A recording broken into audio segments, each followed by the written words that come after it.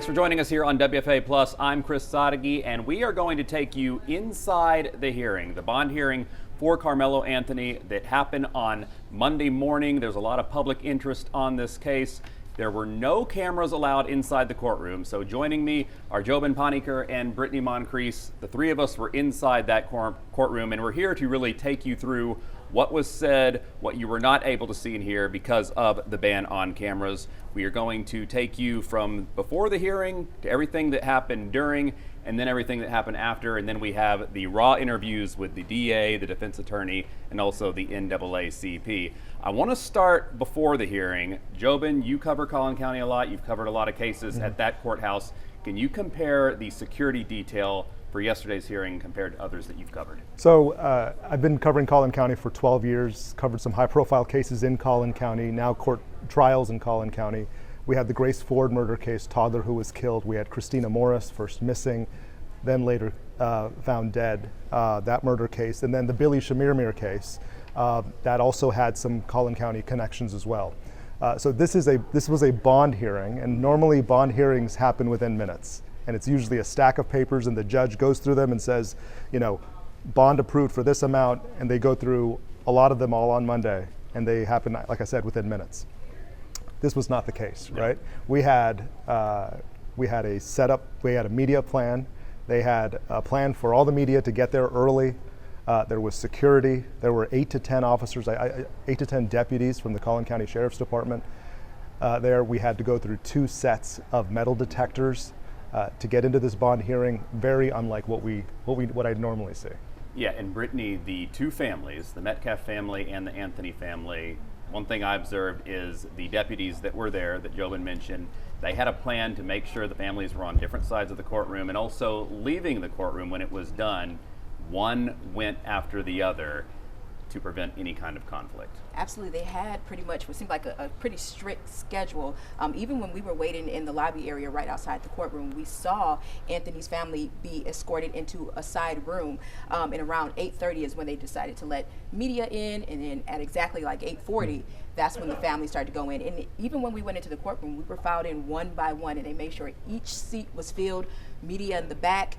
We sat right behind Metcalf's family, and then on the opposite side was Anthony's family, the Anthony family. So once everybody was inside the courtroom, the first thing we were looking for was when Karmelo Anthony was brought into the courtroom. Was there anything about him, his appearance that you observed, or the reaction in the courtroom to when he entered? So before we get into that, I wanted to mention that there were no, as you said, no cameras inside the courtroom, which is normal for Collin County, right? What's also normal for Collin County is you're not even allowed to have cameras in and around the courtroom.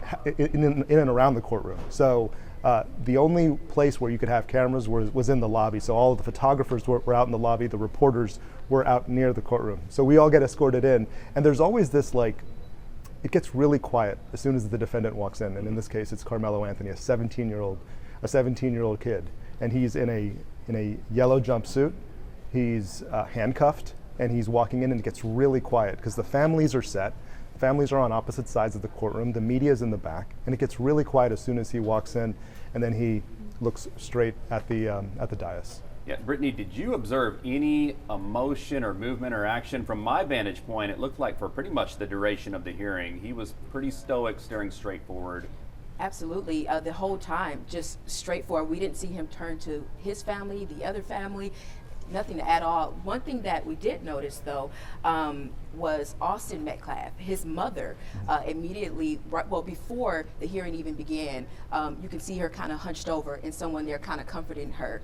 So it appears as though she might have been crying or pretty emotional during that time. But when Karmelo Anthony came in, like Jobin said, it was pretty much quiet, all eyes on him, and he just kept looking straight ahead. So then Judge Angela Tucker enters the courtroom, and she began the hearing really by pointing out the unique nature of this bond hearing. Some of the things we've talked about, the public interest, some not so great things that the general public is doing, the impact they're having on this hearing. Jobin, her pregame speech, if you want to call it that, was very interesting. And also that's something from my experience covering courts that you don't always get from a judge being that upfront, that right away. And she set the tone very early. And she started off by saying, listen, my office has been inundated by emails and calls from the public who are interested in this case. And I need you to understand that I don't have any personal connections with anybody involved in this case. And she also made sure to mention, which is something that's smart that a lot of judges do.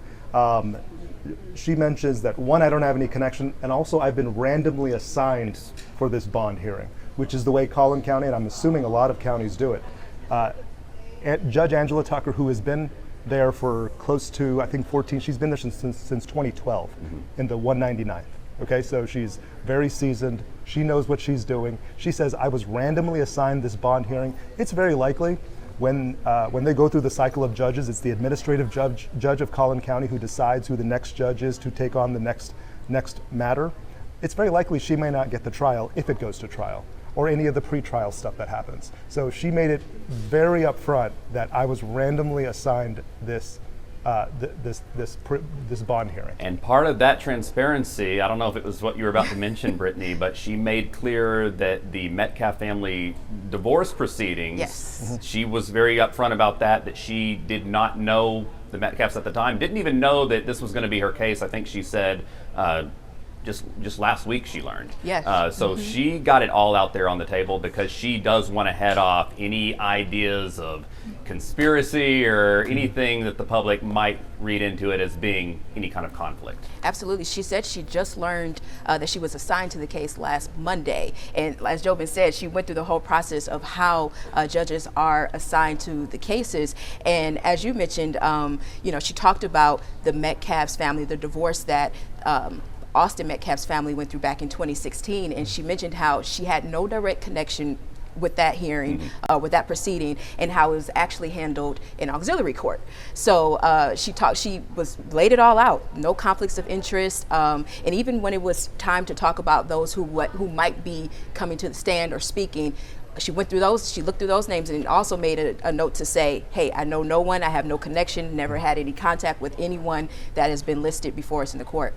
So then we finally got to the bond hearing. This was not an evidentiary hearing. It wasn't about the incident itself. We didn't hear anything about this. This was solely about whether or not Karmelo Anthony could post bond, if he, by posting bond, would be insured to return for his court dates, and that also that he didn't pose any threat to the public if he were to be released from jail on bond. So the one witness we heard that was called to the witness stand was Karmelo's father. Jobin, just take us through some of his testimony, your takeaways from what he had to say on the stand. Yeah, I mean, you can tell he was nervous getting up on the stand. This is not something that people are used to doing, right? And so you can tell he was nervous at the onset, and then ultimately when the defense is asking questions and his name is Andrew Anthony, right? He speaks to the fact that Karmelo has 3 younger siblings. He speaks to Karmelo being a straight A, B student, a captain of the football team and the track team. The defense is trying to tell us who Karmelo Anthony is, because a lot of what people have seen at this point are the pictures that we show through our coverage, and so the defense is trying to lay this out because ultimately this is a bond hearing, right? The defense last week put in an application, it's a motion, to reduce the bond. The bond was set at $1 million. I looked at the bond application that the defense put out, and there was no amount that the defense wanted in that moment. Now we hear later from the defense attorney, Mike Howard, that they wanted it dropped to $150,000. And so now the defense is now supposed to bring experts or someone up to the stand to sort of speak to who Karmelo is.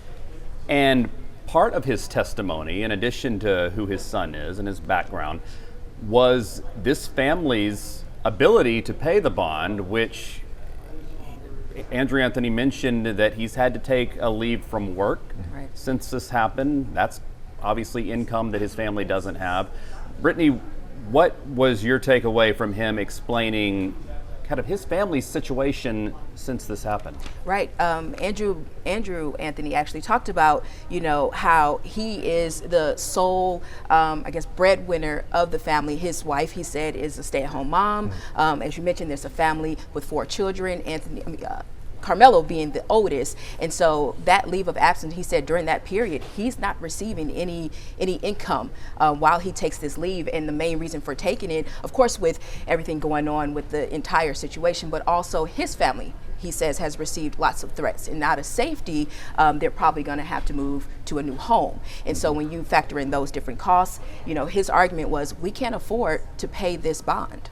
These questions, if I may add, these questions are very specific to a bond hearing. You would only hear these kinds of questions about your financial ability to pay something only comes up in a bond hearing. These are not facts or evidence in the actual murder case. And it was also interesting that one of the managers from one of Karmelo Anthony's jobs, because we learned that he works too. One of the managers was there. In fact, there was a list of witnesses the defense said would be willing to testify. We only heard from his father, but the defense said they'd all be willing to testify more or less to the same thing. The fact that he had that much support in the courtroom, I guess that was something that was also a defense strategy. That's one of the bond factors, right? One of the bond factors, and so this is the judge's decision into reducing the bond, goes back to the tie to the community. Does Karmelo Anthony have a tie to the community? And so when you bring all these people who are willing to take the stand to vouch for Karmelo Anthony and say, I can vouch for him, I can vouch for, if he is placed on house arrest, I can vouch for him that he's going to stay at home, as you say, and I'm going to make sure that he follows all the rules so he does not violate that bond. And just to add, Mike Howard, who represents Karmelo Anthony and his family, he mentioned how there were at least 10 people there in support of Karmelo, and he talked about, like you mentioned, he had the 2 jobs, working at Foot Locker, I believe, for 2 years, and then also at HEB in Frisco. And his manager from Foot Locker was there and was ready to testify if he needed to. And then also his coach, his football coach for his position that he played, was also there in the courtroom, and his girlfriend and some other family members who were there in support. One of the bond factors the judge mentioned also is criminal history. Karmelo Anthony had none, but like at trial, the prosecution gets a chance to cross-examine. So once they had a chance to question Andrew Anthony, it seemed like they were inquisitive about this fundraiser. And they actually had some numbers at the time. I think they said it was up to $412,000, and it's almost as if they were questioning the family's inability to meet the $1 million bond because of that fundraiser. Jobin, what were some of the things that you remember not only the prosecution asking about, but the father's answers? Yeah, so Bill Werski is a very talented first DA for Collin County. He used to work in Dallas County as the first DA under Susan Hawk. Now he's up there with the DA, who was also in the courtroom, Greg Willis. So Bill Werski asks the question, if you have this much money in your fundraising page, why aren't you bonding him out now? And Andrew Anthony answers that question, and he says, well, we don't have full control over that fundraising page. And so that's what sort of precipitated that discussion, because ultimately this comes down to your ability to pay the 10% surety bond that'll allow him to come home on house arrest. Yeah, and Brittani, the defense, in kind of their rebuttal to that, was pointing out, well, it's not simply a bond you're paying with that money. That money is for a lot of things.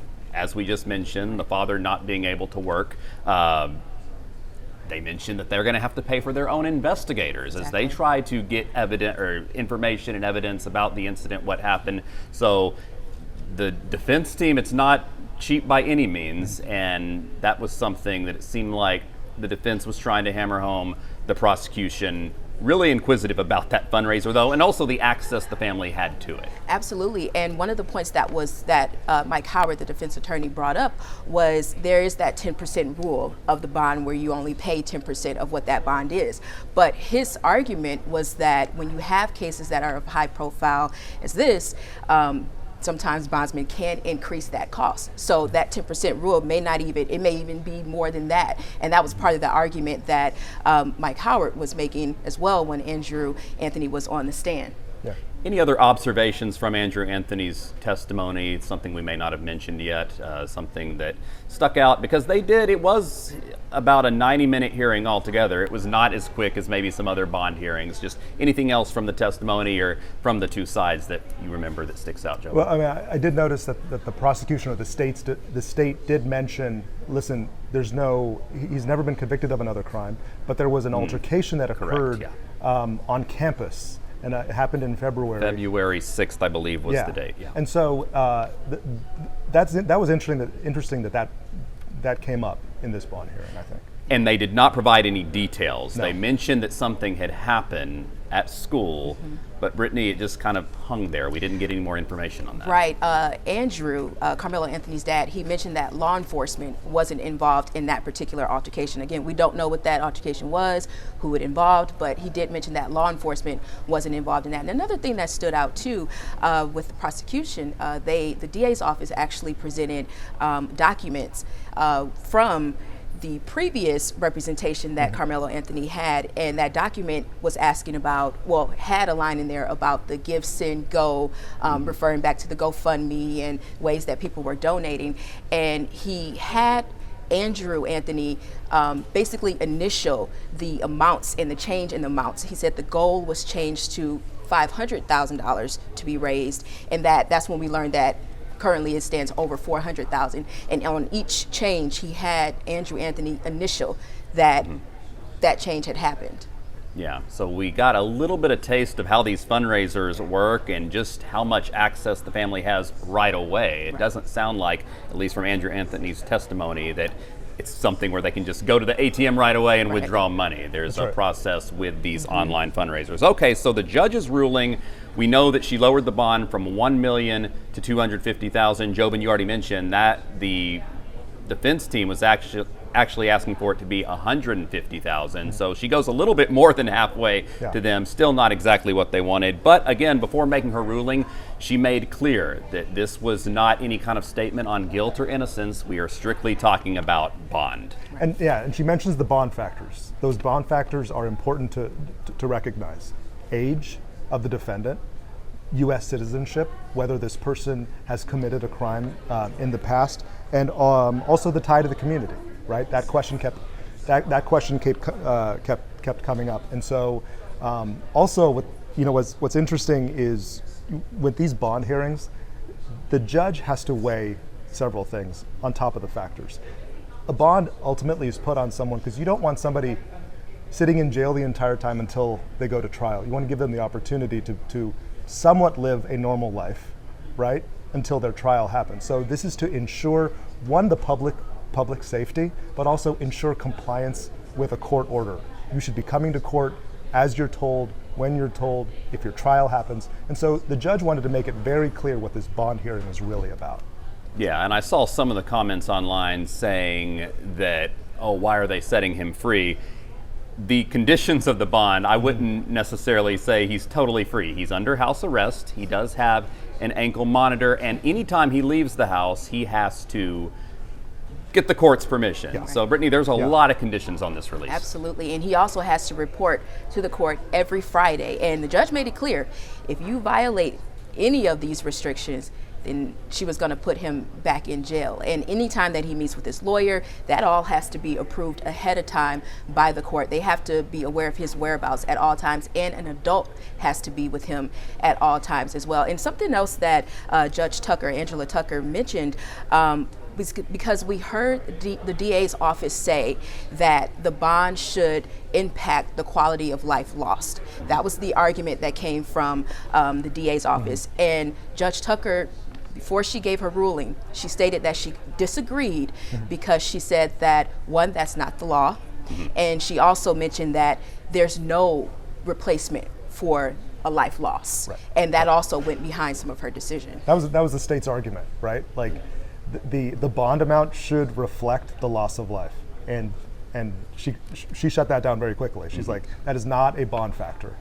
And so that's why it gets reduced to $250,000. Yeah, and I think a lot of people, onlookers who are watching this case closely, might want to look at this particular hearing as part of the trial, but the judge reiterated many times this was about bond, and they're only trying to ensure, A, that he returns for those court dates, and B, that there is no threat to the public. Any defendant is going to be entitled to some kind of bond if those factors are met. Did you notice any kind of reaction anywhere in the courtroom, either from the Metcalf family, the Anthony family, when that decision was made? Not during the decision. Now, again, we had mentioned that Austin Metcalf's mother was hunched over. Someone was consoling her from the back, right? And so we did see a lot of that during this hearing, but nothing particular. We did notice that. Ultimately, they had to stand up Karmelo Anthony, and the judge had to ask him, point blank, do you understand these bond factors? And do you also understand these restrictions that are now placed on you? And all of his answers were one-word answers, right? And again, as you said, he was very stoic, and so, I can imagine this is all a shock to him. He's 17 years old. One day he's at a track meet, and the next moment he is in jail, right? And I'm trying to remember the actual wording that the judge said.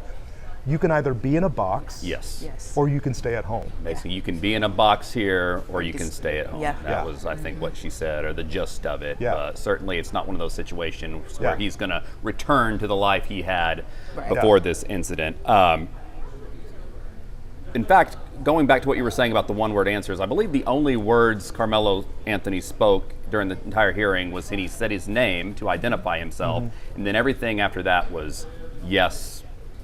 Yes, ma'am. He understood what was being presented before him with these bond conditions. So the hearing ended, I think it was about 90 minutes long, and then I want to kind of revisit what we were talking about earlier when it was time for the families to leave.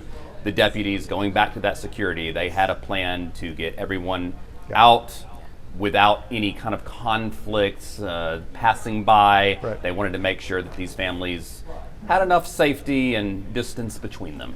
As it always works, the defendant leaves first, right? So the defendant has already stood up, answered the questions about the bond conditions that he accepts, right? And he is escorted out of the room into what is sort of like an inner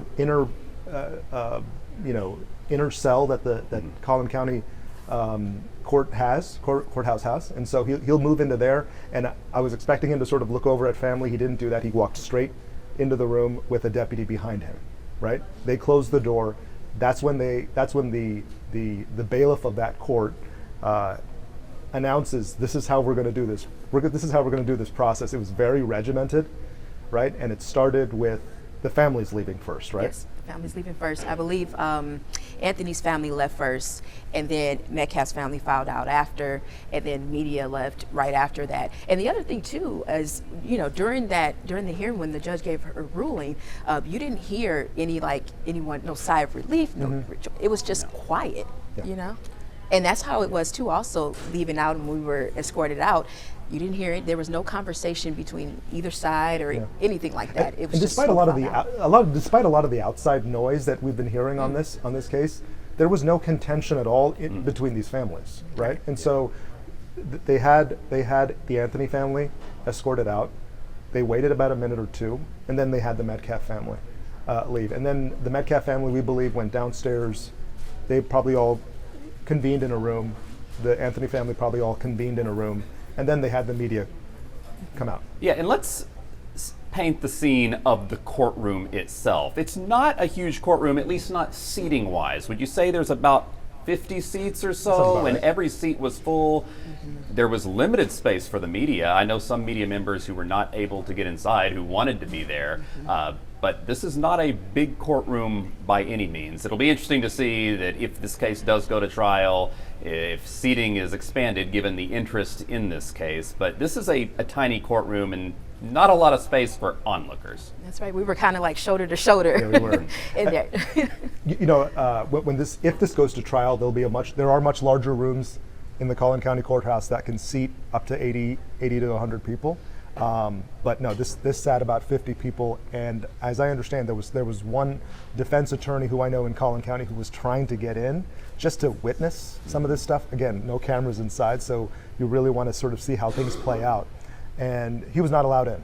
It was just the families, it was just the state, the defense, their main attorneys, and then the media.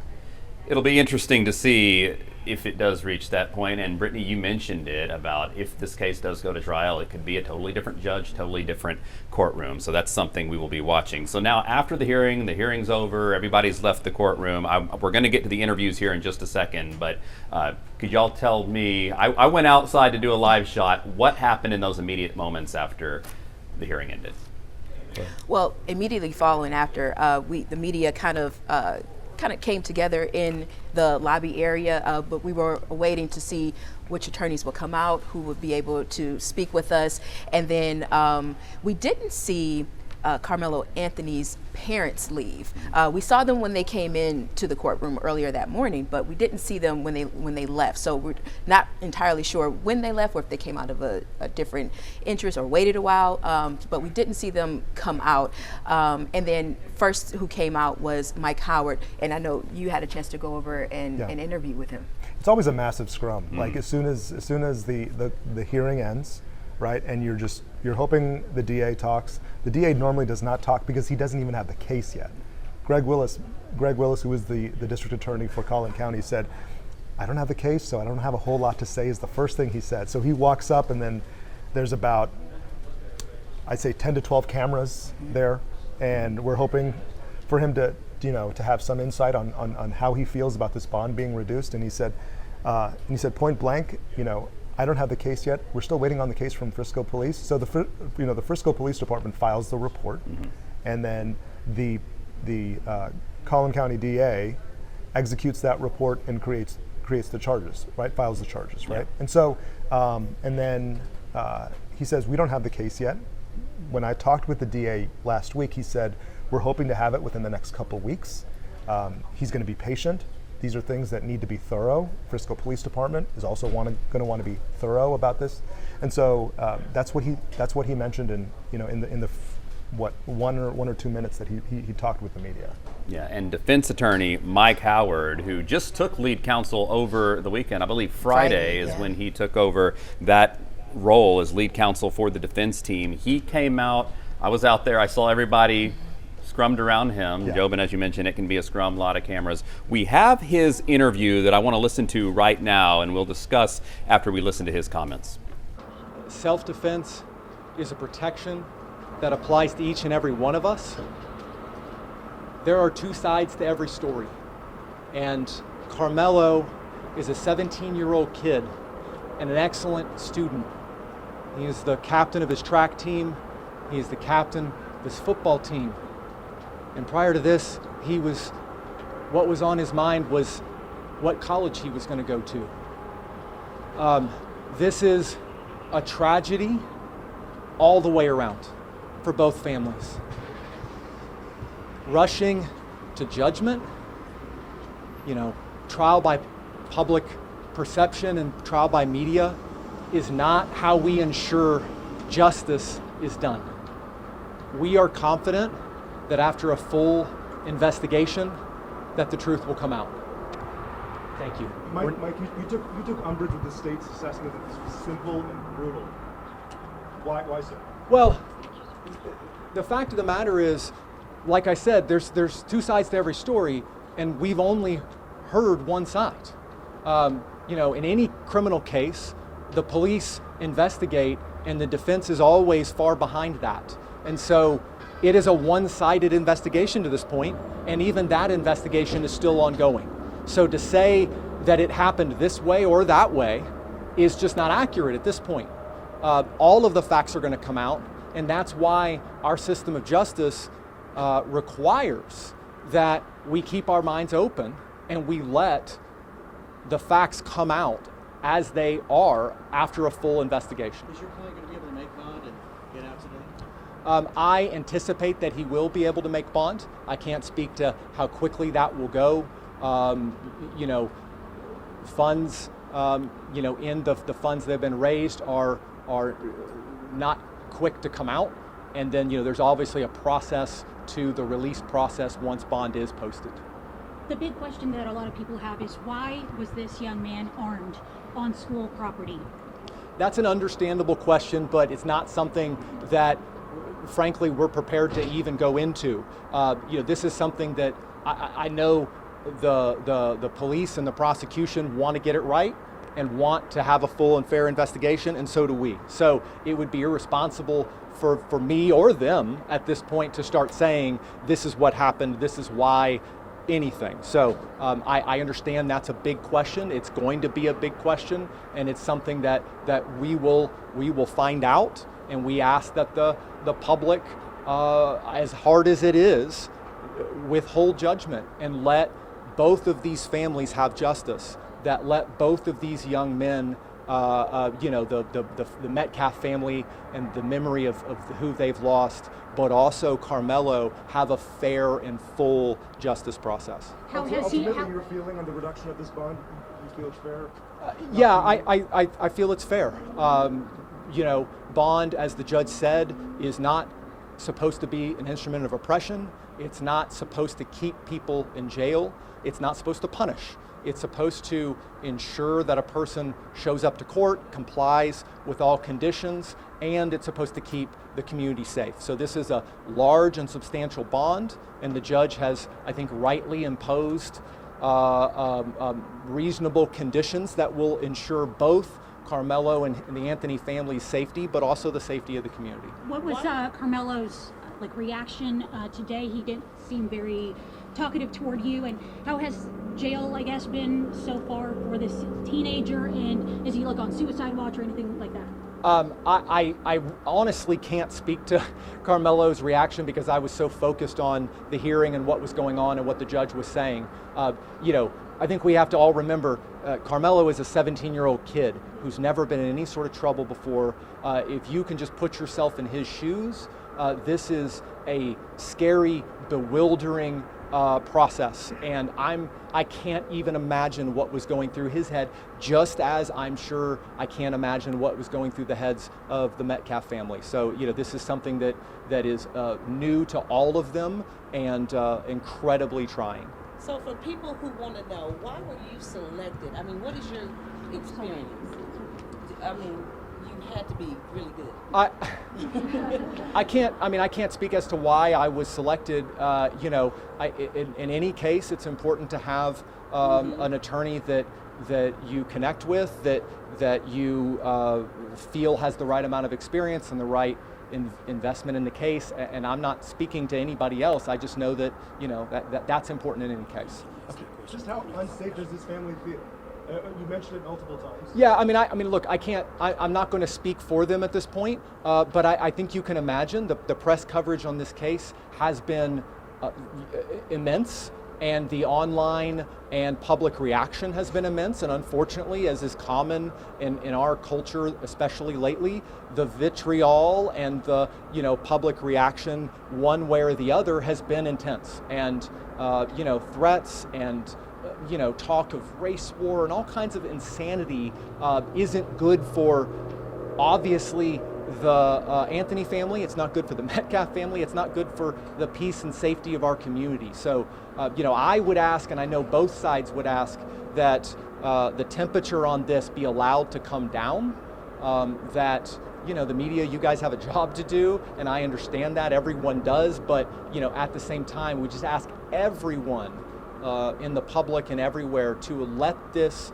process play out fairly and fully for both sides. Okay, thank you guys. So he had a lot to say there, but I want to start with that last part because I think that's the one thing all sides agree on, prosecution, defense, and the judge. They would like to see the temperature turned down on this.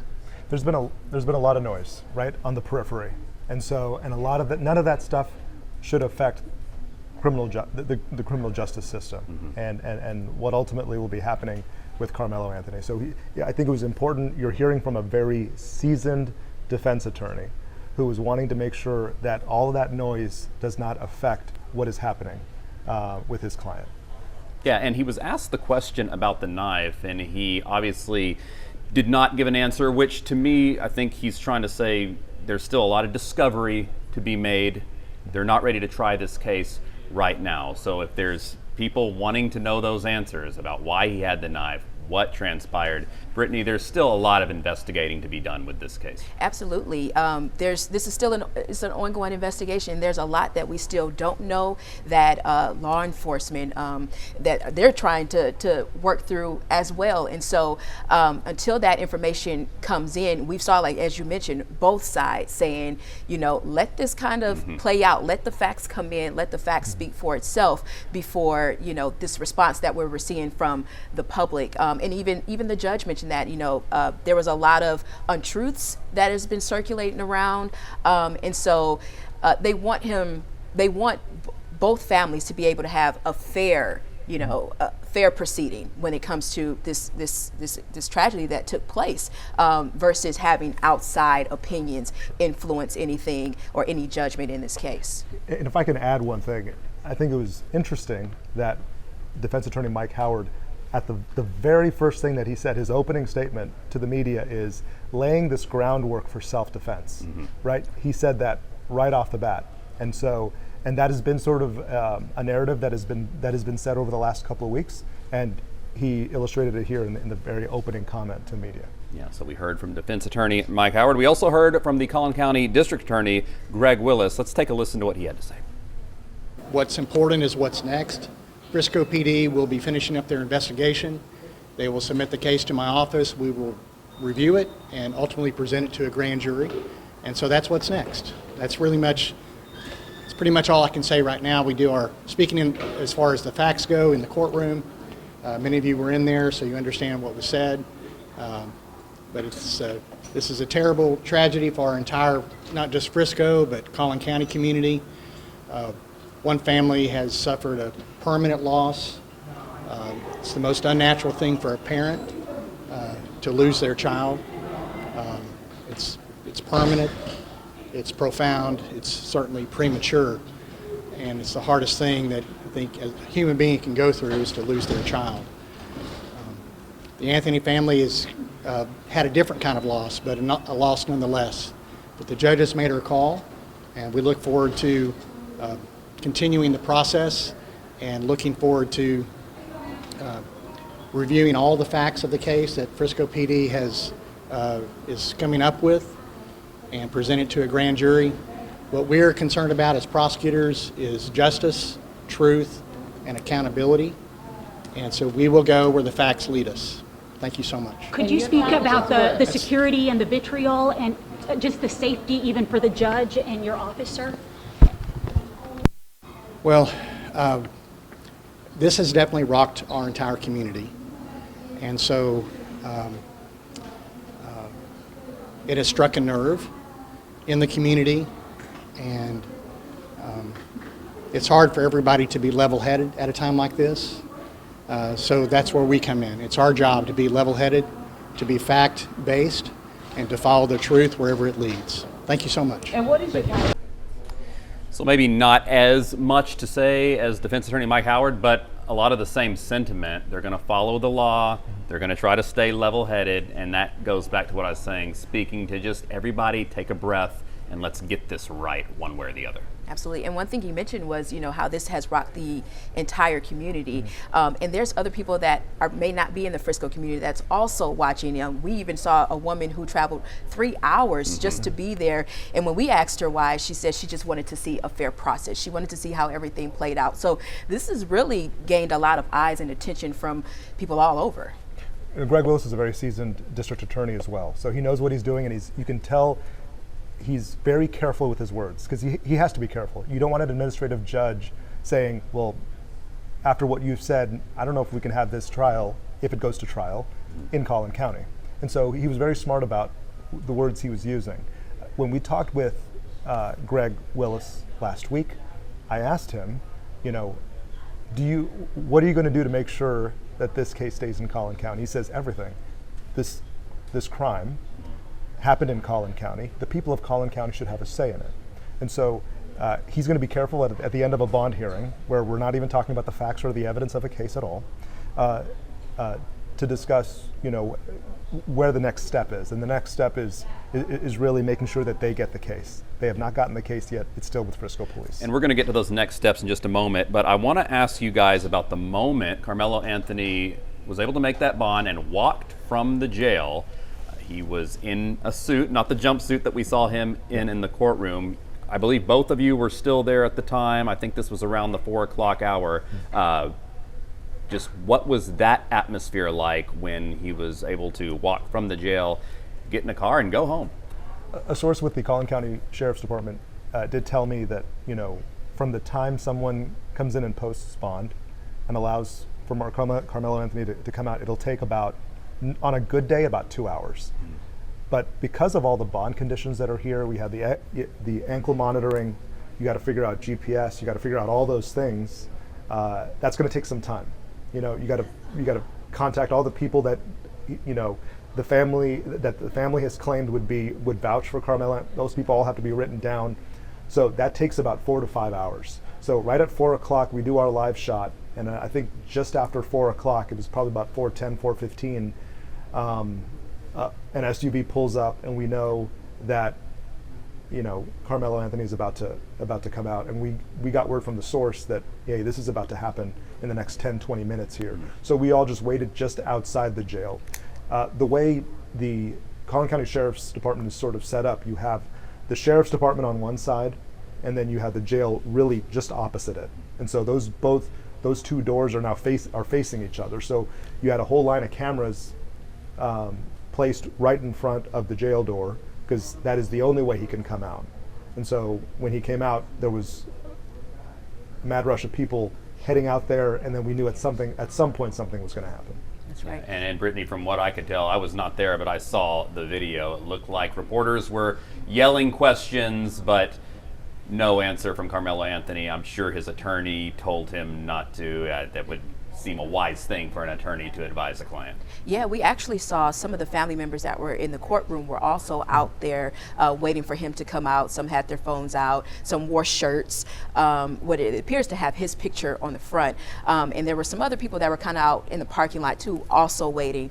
And when he came out, as you mentioned, he had like a gray suit, purple tie. Again, the same look that he had in the courtroom was the same that he kept coming out, and he just looked straight ahead. He came out with Next Generation Action Network, and they walked out with him and escorted him to the car, and he just kept looking straight, no eyes looking anywhere else, didn't show any emotion or anything like that, just going directly to the car. Okay, as for what's next in this case, Jobin, I want you to talk us through it, because I know you're familiar with the grand jury process, and I know you've been talking to some of the players in this case. So what happens next? Where do we go from here in this case? So the timeline can fluctuate.